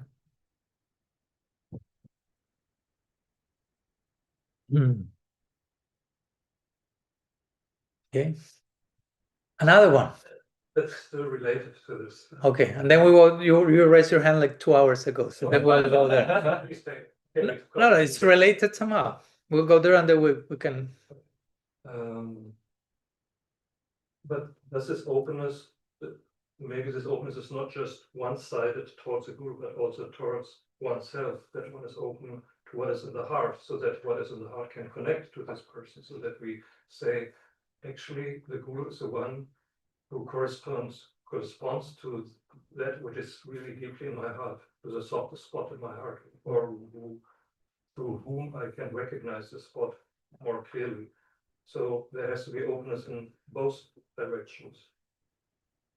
Would you agree about this? Yes, that's my reply to your question. Maybe you could say. No. You said it nicely. Sutras, but Let me give some sutras sometime. I always speak a lot. Sometimes I can give a short one. Yeah, no, I agree. I agree that the guru also will reflect back to the disciple to investigate into himself, herself, inspect one's own heart, and if we are honest and sincere, that's kind of the mystic of the guru principle, that the guru may be a particular individual, but if we are honest and sincere, Krishna also will manifest whatever we need to be shown, even if the guru, the individual, is not aware that's taking place through him or through her, right? So yeah, we can have those experiences and be invited to look at ourselves and be open with ourselves and be sincere with ourselves, because that's part of our homework. Again, it's not that, okay, Gurudev will tell me everything and see everything, and I just will need to do whatever he tells me to do. Part of what he or she will tell you to do is inspect yourself on a daily basis. It's not that, again, if not, it becomes codependent, right? Like only when Guru says this, I will do. As I would say the other day, there's one verse in the Bhagavatam which says at times you have to be your own Guru. You have to be your own Guru. In other words, you have to teach yourself in one sense. You have to educate yourself. You have to discipline yourself. You have to be introspective with yourself. You have to pay attention. Again, that's discipline. That means to be a disciple. And there are degrees of all this, of course, right? It's not black and white. It's not you are a disciple, you are not a disciple. There are so many degrees of that. But yeah, self-awareness, right? Self-vigilance. That can be exhausting at times. So I'm saying this with care. I don't want to throw anyone into like, Maharaj, stop talking, it's too much. But it's important to cultivate and like an inner self-awareness, to have some objective observance, what's going on, what's taking place, especially in the times we are living with. Yeah, everything goes so fast. We are so distracted more and more. We are losing more and more capacity of spending time observing ourselves and sharing constructive feedback. There's no time. It's like an highway going in every direction. So it's important to somehow, hopefully, slow down and create some time and spaces to reflect. No? Even if whatever it helps to anyone, journaling, sometimes that can help also, just like stop and feel your body. Let's start. No? Because there's so much stuff in your body, emotions, things that sometimes are like stuck in your body. So how I'm feeling. Sometimes we are very dissociated from. Was one of our main topics in our retreat in Davos. What's called embodiment and relationship in bhakti. Because many times we practice a disembodied spirituality. So we are very out of touch with our emotions, our body. And okay, we are not this body, but doesn't mean that you have to neglect what the body is telling you. It's another guru. Right? So yeah, paying attention to the inner landscape. A little bit explanation of the Yes Sutra. Okay, maybe we can conclude. Radhana Gopika is raising her hand now. Shall we go? Is connected? It's always connected. Yeah, somehow. Okay, we'll go to the two of you and then put the discussion to rest so it doesn't become that late. Radhana Gopika, and then. Yesterday we were talking about self-hate, or at least you mentioned it. I mean, you didn't get that into the topic, but you mentioned that once the Dalai Lama was asked about self-hate, and he didn't understand the concept of self-hate, and it took him something like 15 minutes just to understand what self-hate is about. And the question that I have is, sometimes, or it might happen that in a religious movement, that because of misunderstandings of the philosophy, etc., something like self-hate is manifested, even if it was maybe not, maybe it even didn't exist before. So, and now that's why it's related to the previous topic. And I don't know, I notice, at least for myself, that it might happen that some misconceptions that what, because they were just around, let's say like this, somehow they got stuck in the body, in the mental body, that means in the mind, for instance, or in the physical body. And the question is how it's possible to get rid of those kind of misconceptions and to get rid of yeah, of these misconceptions and to yeah, that's maybe one part, and the other part is maybe you can elaborate a little bit on, I know it's a huge topic, but on the concept of self-hate or not loving oneself, not accepting oneself. I'm not sure I'm clear what you mean with misconceptions stuck in one's physical body, for example. Or maybe you're speaking about acquired trauma as a result of misconceptions and that gets somehow stuck in the body. Yeah, maybe that's what I meant. Yeah. Thank you for pointing this out. No, just I wanted to have a clear idea, and so I'm addressing the actual question. Again, I'm talking in general because each case is different, but as you say, many times the tradition is not including originally any toxic understanding of some things, and somehow they became standardized part of the narrative at one point, who knows, for whatever reason, and something again, or as we're given these examples, like some example is there in the scripture, but it's coming from a particular culture, certain time, lower than the worm in the stool. We gave the example, and it can be read 500 years later in a very different way, and it becomes standardized as something that is just creating trauma. So that needs to be deconstructed. That's for me an art and nibriti also. No, it's a form of deprogramming.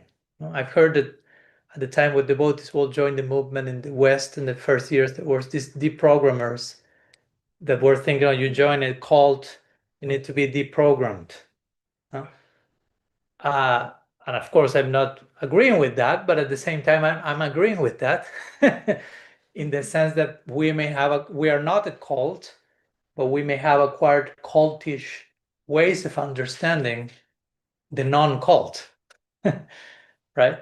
So we need to be deprogrammed in certain ways of thinking that are not healthy, that are traumatic, and all that I like to think about anartha nibriti. Anartha nibriti means basically deconstructing nibriti.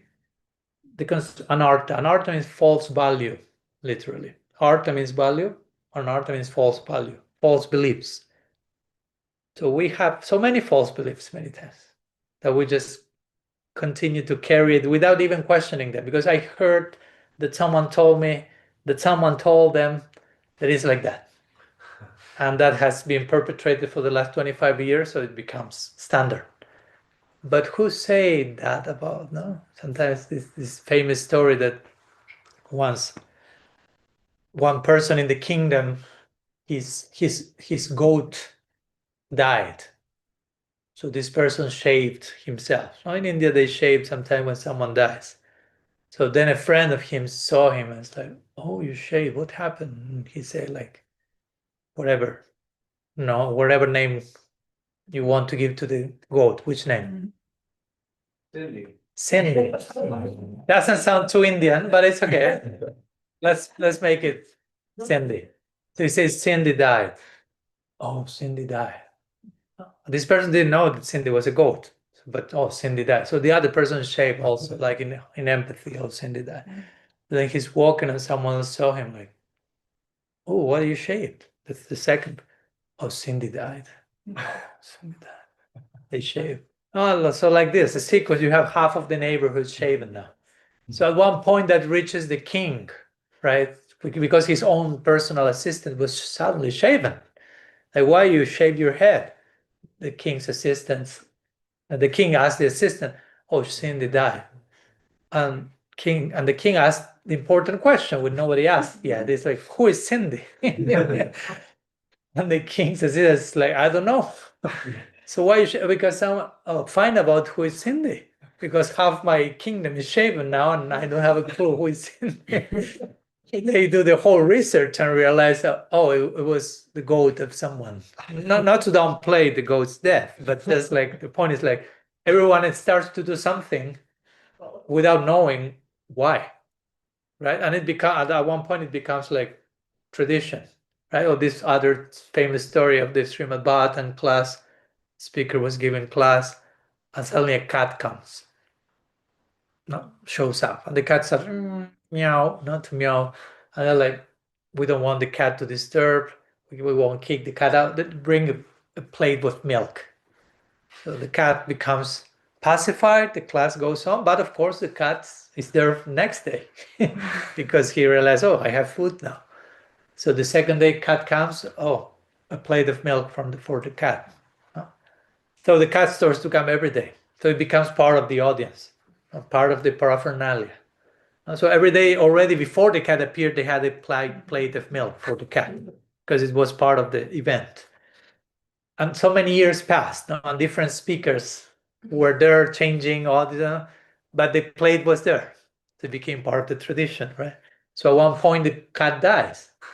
So they get another cat to continue with the tradition. So these are like stories or examples to show that sometimes we just follow something that may be a misunderstanding or something that happened, and we absolutize that, and it becomes canon, official part of the teaching, and it started just by accident, so to say. So that's important. Like the king asked, like, who is Cindy? No, like, oh no, I heard that they told me. Who told you? Where is that coming from? No, like sometimes I like to ask, we base our tradition on what scripture says. So sometimes someone comes, so where is that in Shastra? I don't know. Prabhupada say, okay, but Prabhupada say that Shastra is the most important thing. I can quote you that many times. So he's not just creating his own thing. No, that's a big problem when you isolate one personality out and put him outside of the whole parampara. Here's a tradition of teachers. So Prabhupada say, okay, but he won't say something that is, how to say, separate from what everyone else say or the scriptures say. Or if that happens to be the case, seems to be the case, how to understand that? No? Because if not, it's just Prabhupada was the first one to say, stop saying Prabhupada said. Because in his life, this was, you know the story, no? Once someone asked Prabhupada, what a devotee should have for breakfast. And what a devotee should eat or something. And he said, I mean, he just replied casually. He didn't take the question. He didn't think they will take his answer to and he said, rice, dal, chapati. Next topic, right? He just replied casually, but the devotees took like rice, dal, chapati. So they sent a message to the whole international community around the world. From now onwards, we only have to eat rice, dal, chapati, breakfast, lunch, dinner, brunch. Those only three, Prabhupada said. So, and it became standardized without him knowing. And at one point, the devotees come to him with Prabhupada, want to ask you if there's a possibility of adjusting our diet because some of us are getting sick. And Prabhupada said, what are you talking about? Adjusting which diets? No, because remember you say it, rice, dal, chip. And Prabhupada was like, and then he say, no more Prabhupada said. No. Of course, I'm not saying no, you cannot say Prabhupada say, but his point was, you take something out of, as I like to say, a text out of context becomes a pretext. And you can create so much trouble with that. So going back to your question, it's all part of your question to answer. But yeah, sometimes we may acquire even trauma that gets stored in our body out of misunderstandings and whatever. How to get rid of that, of course, there are so many different ways, depending your case. I'm not here to prescribe a specific healing modality, but some people really need, and I really agree with that. Some people, I mean, sometimes trauma is so much stored in the body that you need some bodily therapy. no? That removes the different like craniosacral and all these different therapies that are really like removing like the different like how to say tissues in the body. And I remember talking with the devotee, she did that, and she told me like, and she came from a very traumatized childhood, and once she went to one session of this craniosacral, I think it was, or roll thing, some of this, which really like start to move the tissues of the body. And after that first day, she has like, I was like, she was like on a psychedelic trip of emotions and things without taking any substance. And she went to the doctor. What happened? What did you do? And he basically said, no, I mean, there's so much stuff stored in your cells, and you start to move that, things start to happen. So because it was stuck there.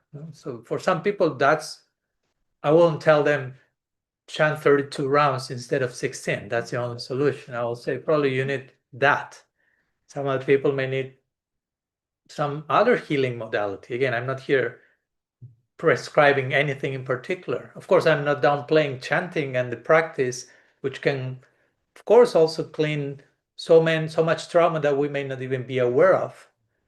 But I will say in many cases, especially with cases where we see there's some considerable trauma there, we may not be able to heal everything just by chanting our rounds. Not because the name is not powerful enough, but because maybe we are not capable of chanting the name in that way. It's not about a problem with the name. I'm not able to draw all that the name can give yet because of, and not to feel bad about myself either, just to compliment. I mean, we are not Haridas Thakur chanting 190 rounds per day. That was enough for him. That was his healing, his everything, even his sleep, his food. Sometimes he will, but who can do that? So chanting is important, but there are so many other things we need to do apart from chanting, in complement and in service to the chant. It's not like they are like, I remember once, yes, when the devotee was giving a lecture and talking about different things like this, and someone was like, why talking all that stuff? Why just not chanting? Just chanting. And this devotee asked and said, do you do that? You only chant? Or you do other things in your life? I said, no, I need to do other things. So where this just chanting coming from? You need to eat, to sleep, to do probably exercise, to go to the therapist, to work on this or that. If you just say only chanting, and as we already talked many times, chanting is, it's not chanting only, it's a whole lifestyle in relationships and so on. And in connection to shame, that we need a separate visit to this area to speak about self-hatred and shame, prananago, because that's a big topic. But just 2 words. I think we need to talk more about shame, especially toxic shame. I mean, shame is not a bad thing, or guilt is not a bad thing in the sense if I do something horrible, it's good that I feel guilty. If not, I become a dangerous person, right? If I just mistreat all of you and leave the room without feeling any guilt, I'm a psychopath. I'm dangerous. So there's a place for guilt and shame, but there should be no place for toxic guilt and shame, when it just, without any reason, you just feel that there's something wrong with you in your very makeup, in who you are, right? Like I'm a failure. I came out of the factory failed. So there's something wrong with me, the core of my being. No, that's not true. But toxic shame makes this type of ideas. You are bad. Not you did something bad. You are bad. So you over-identify with, no, you did something wrong. No, you are wrong. No, but that's the voice of toxic shame. There is something wrong with who you are in your body.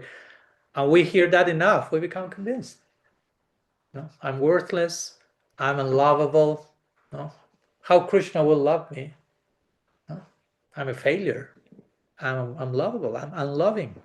So of course, if you become convinced of that, then you cannot love anyone also. How will I dare to love if I think I'm unlovable? I won't dare to love. And the goal of life is to love.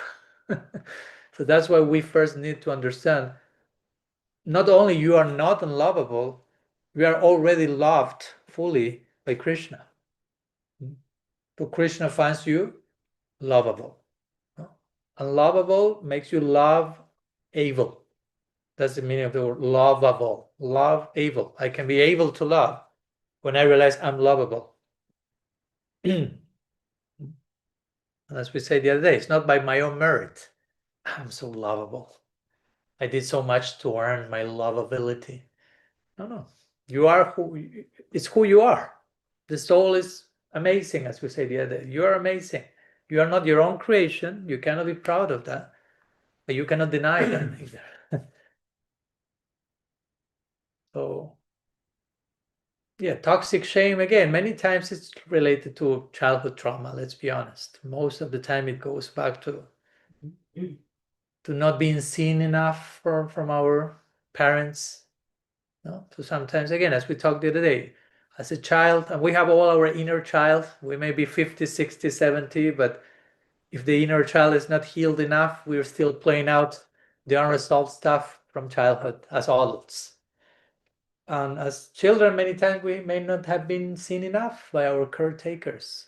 So that gives us the message, I'm not that valuable.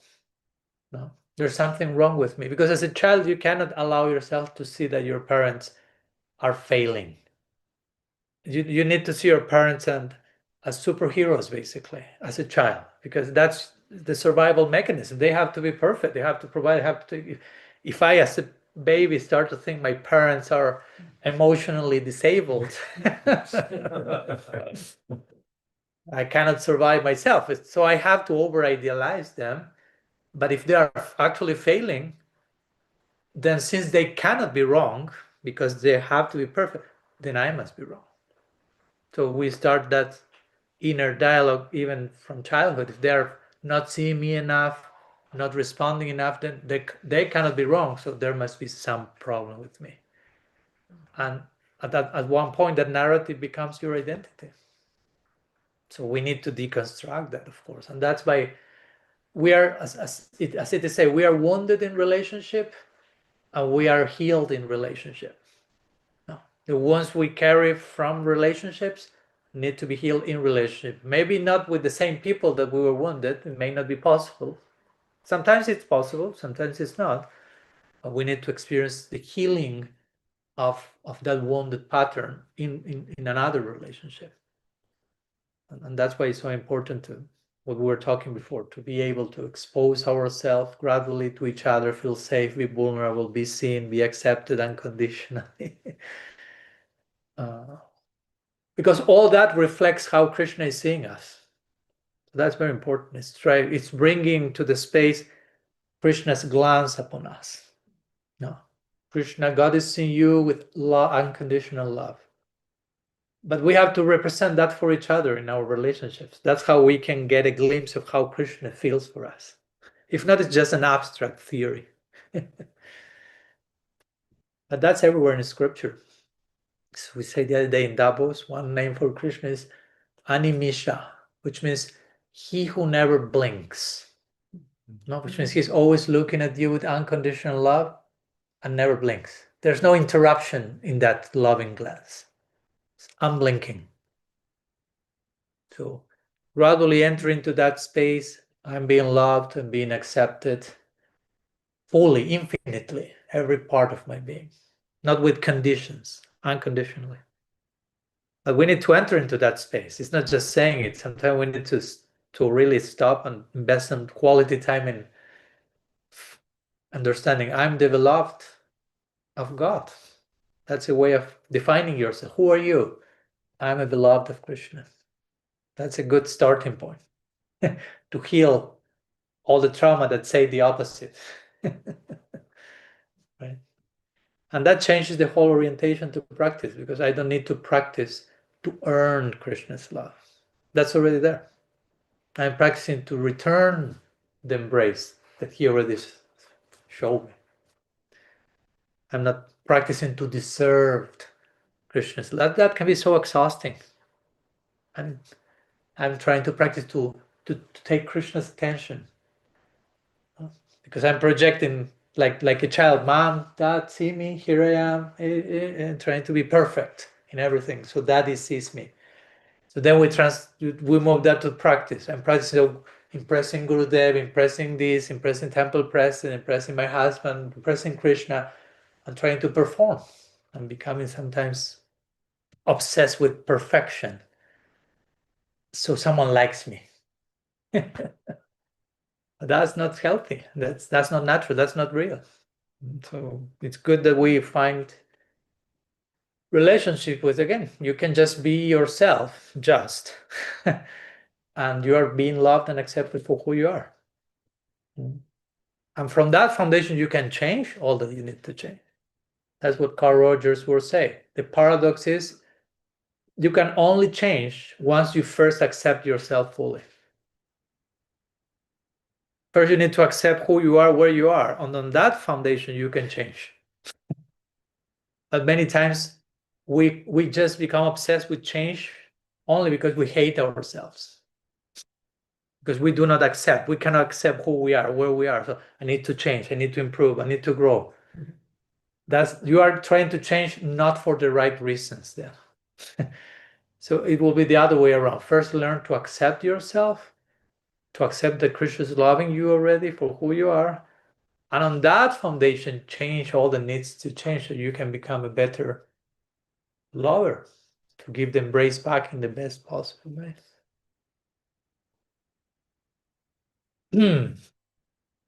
Some words.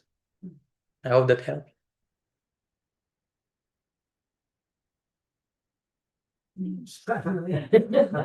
He's looking at me like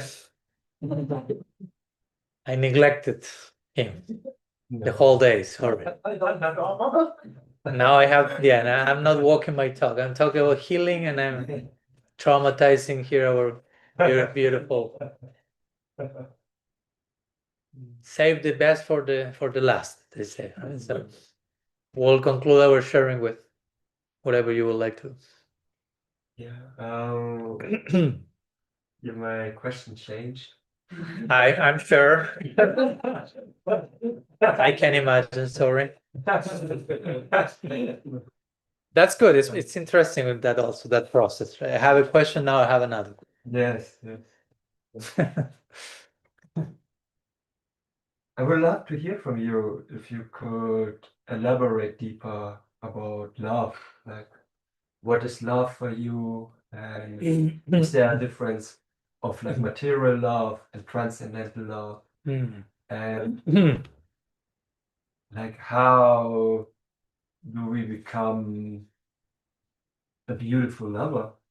Like, getting inspired by Radharani, she's like so absorbed with Krishna, and like seeing Krishna everywhere.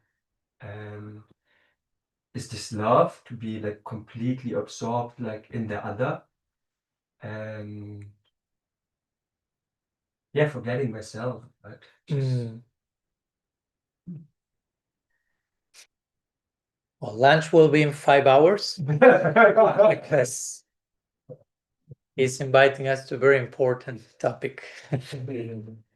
I have something to say about it. Well, I have written 3 books so far. I don't want to sound like it's time of book promotion, but my point is that all the books I write somehow or other are about love.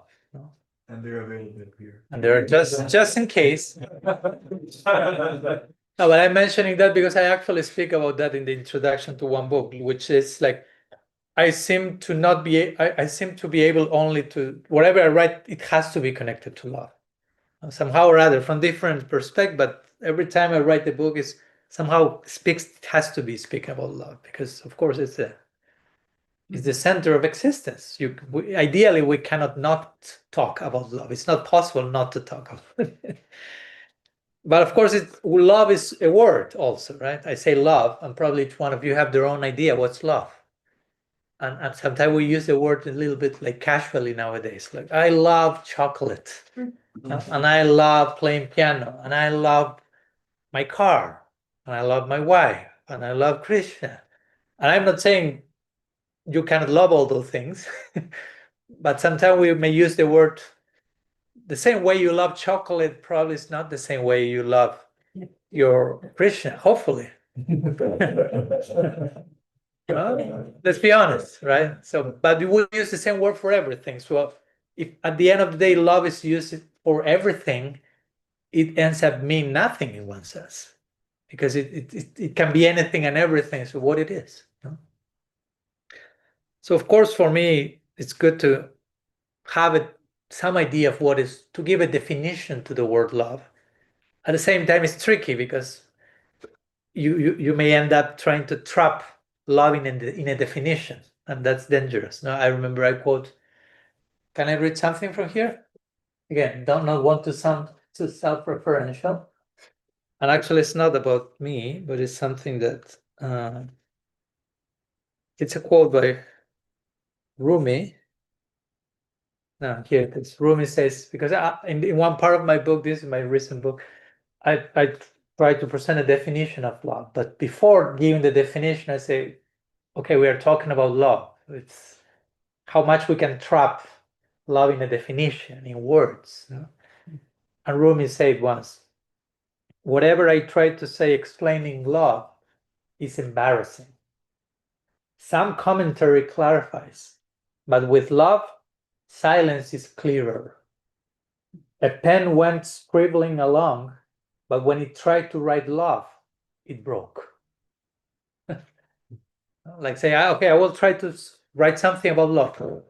It's not possible. I mean, we can say something, but we can never say enough. So in my book, I try to define love, and this is based on the famous verse from Rupa Goswami defining Uttam Bhakti in Bhakti Rasamrita Sindhu 1.1.11. Anyavilasita shunyam jnana karmadhyana britam anukulina Krishna anushilanam bhakti uttama, which is a great definition. So I kind of reframe that and say, love is a profoundly intentional disposition, free from ulterior motives, aimed at promoting the best for the one we love. And every word there is important. What did you say? Aimed at promoting the best for the one we love. So first is an intentional act. It's not like love happens like in autopilot or casually. No, you have to be intentional about it. It's an intentional act. And many times we are not so intentional. We just do things very in autopilot, actually. We're not investing our intention deeply, fully. So it's a deeply intentional act which is free from ulterior motives of separate agenda, of selfish desires. It's not like, I love you, so I can get this and this and that for me. No? The loving you is the goal unto itself. It's not that it's a means to obtain something else for me. So again, the more we define love, the more probably we realize, oops, I'm a little far away from that. And it's okay. I remember when I read the book from Eric Fromm, The Art of Loving. He tries to define love in that book. It's a very famous book and it's a very interesting one.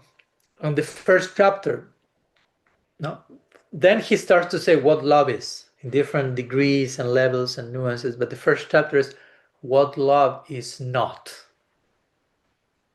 So if you survive that first chapter after reading it, you're ready to learn what love is.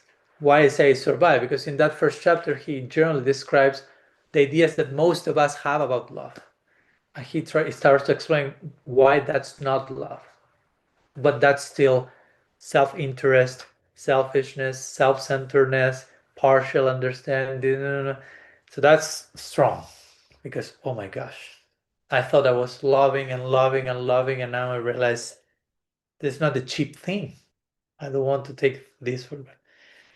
So again, love has to be intentional. free from selfish desire. I mean, there are degrees of all this. And aimed at promoting the best for the person we love. So it has to be this really interest, concern. You use the word maybe obsession, of rather, or absorbed to the point of self-forgetfulness. And that's in one sense, yeah, the zenith of love, but also how much we can do that ourselves now, no? Because I've seen that also. We end up imitating. And if I engage in self-forgetfulness without having a love like Sri Radha's, self-forgetfulness can then be dangerous. You follow my point? You can become neglectful, because also that's an important point for me, and I tried to mention that here, that love has to be loving in every direction. So if I love you, it has to be in a way that I'm not neglecting myself. No? It's not like, oh, I love my wife and I'm feeling more and more miserable by doing that. But I'm loving her. But I'm feeling more and more dysfunctional and more empty, and I feel terrible about myself. But I'm loving everyone as much as I can. But what about you? So real love will be loving in every direction. It's not that I'm loved in this direction and I hate in this direction. As I mentioned also in the book, is that the nature of true love is true love has no opposite. There's nothing that can oppose love. Love is too much to be opposed.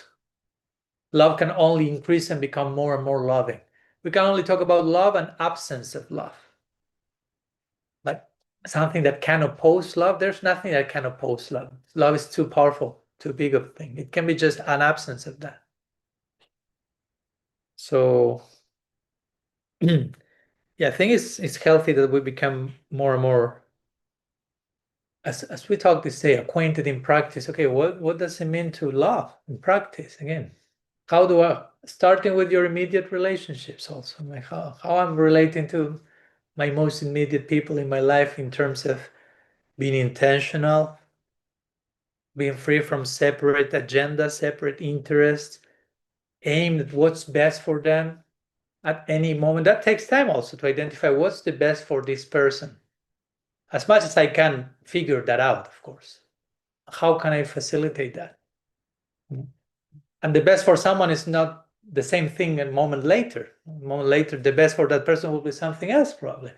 So how can I be, that's in the ultimate level, rather absorbed in, okay, what will give Krishna pleasure this moment? Sometimes it will be the last verse of Shikshastakam explains that, right? That's her unconditional love. If Krishna wants to embrace me and he's happy with that, I'm happy with that. But I'm happy because I know he's happy. If Krishna wants to release me from his embrace and that makes him happy, I'm happy. So she's always like, okay, what will make Krishna happy now? Oh, now he will be happy if I get angry at him. Mm-hmm. And we know Radha becomes Manini. She enters into Man, into a loving anger. And she really enters there intensely. I mean, it's not that she's thinking like, what will, it's spontaneously coming. She's so attuned to Krishna's happiness and pleasure that intuitively she knows where to go, what to do. Sometimes we'll be embracing Krishna, sometimes we'll be rejecting Krishna. I don't want to have anything to do with you. No. But Krishna is relishing that. So the intention of aiming what's the best for the person we love is always in place, even though it takes different forms externally. So that's for me a good beginning to speak about what's love, having like a coherent definition of love, and then from there, okay, how can I become a loving person? How can I embody that in my immediate relationships, how I'm treating myself? Again, in the beginning, we have to, because we're talking, many of us carry some wounds and trauma. So if we go too quickly into self-forgetfulness and absolute divine love to Krishna, we may end up hurting ourselves or others if we don't pay attention to things that we need to heal also in place. So, some ideas. I hope that helps. Okay, we have gone a long way, so thank you for your patience and your time. We'll take a break now, and for those who have chance time, we have one last meeting today in the evening, 5 p.m. here, same place, same time, same channel, but ever new hearts always. So thanks so much, Sri Chaitanya Mahaprabhu ki jai, Sri Radha Madan Mohan ki jai, Shri Gornitai Giriraj Maharaj, Shri Bhagavan ki jai, Sadhu Sangha ki jai, Gaur Preman, Hare Hare, Vanchakalpatarubhyasya, Sindhubhya Vacha, Patitanam